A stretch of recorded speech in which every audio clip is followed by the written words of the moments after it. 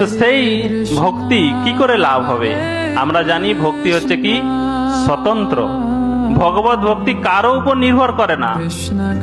অনেকে বলেন ভক্তি পুণ্য কর্মের ফলে লাভ হয়, কারণ ভগবত গীতায় বলা হয়েছে যেসাং তু অন্তগতং পাপং জনানাং পুণ্য কর্মনা, যে অনেক পুণ্য কর্ম করেছে।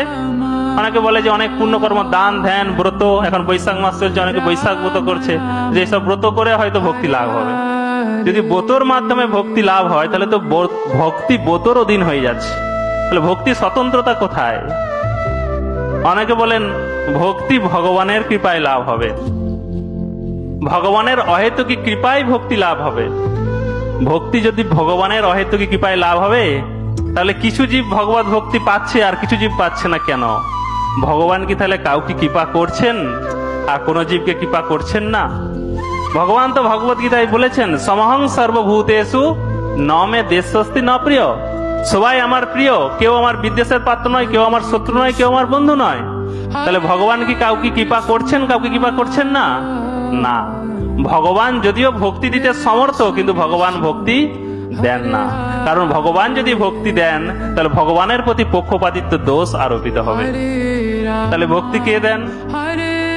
ভক্তের কৃপায় ভক্তি লাভ হয়। অনেকে বলেন যদি ভক্তের কৃপায় ভক্তি লাভ হয় তাহলে ভক্তি ভক্তের অধীন হচ্ছে, তাহলে ভক্তির স্বতন্ত্রতা থাকছে না। আর ভক্তের অধীনে যদি ভক্তি যদি ভক্তের কৃপায় লাভ হয় তাহলে ভক্ত কাউকে কৃপা করছে, কাউকে কৃপা করছে না। তাহলে ভগবান যেমন সমদর্শী, ভগবত ভক্তের গুণাবলীও সমদর্শী, তিনি সবাইকে কৃপা করেন। তাহলে ভক্ত সবাইকে কৃপা করলে সবাই ভক্তি পাওয়ার কথা, তাহলে কিছু জীব ভক্তি পাচ্ছে কিছু জীব পাচ্ছে না, তার কারণ কি? তার বর্ণনা করে বিশ্বনাথ চক্রবর্তী ঠাকুর বর্ণনা করছেন যে প্রকৃতপক্ষে ভক্তের কৃপায় ভক্তি লাভ হয়, কিন্তু যে ভক্তের হৃদয়ে ভক্তি রয়েছে। কারণ ভক্তি ভক্তকে বাধ্য করে এই জীবকে কৃপা করো। কারণ কারো মধ্যে যখন ভক্তি প্রকাশিত হবে, ভগবত ভক্তি, তখন তার মধ্যে দুইটি লক্ষণ প্রকাশিত হবে। একটি হচ্ছে জগৎ প্রীণন আর একটা হচ্ছে জগৎ অনুরক্তম।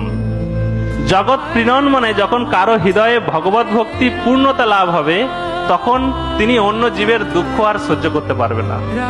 যেমন ছিল প্রভুপাদ, অন্যের দুঃখ দেখে তিনি সহ্য শুদ্ধ ভক্তরা, যে জীব কৃষ্ণ থেকে আলাদা হয়ে এই জগতে কিরকম কষ্ট পাচ্ছে, এই কষ্ট তারা সহ্য করতে পারে না। তাই তাদেরকে কৃপা করার জন্য ভক্ত ভগবত ভক্তি প্রচার করার জন্য বাইরে যান। জগৎ প্রীণন। আর একটা হচ্ছে জগৎ অনুরক্তম। যখন কারো মধ্যে শুদ্ধ ভক্তি আসবে, সমস্ত জগৎবাসী তার প্রতি আকৃষ্ট হবে। এটা হচ্ছে শুদ্ধ ভক্তির গুণ।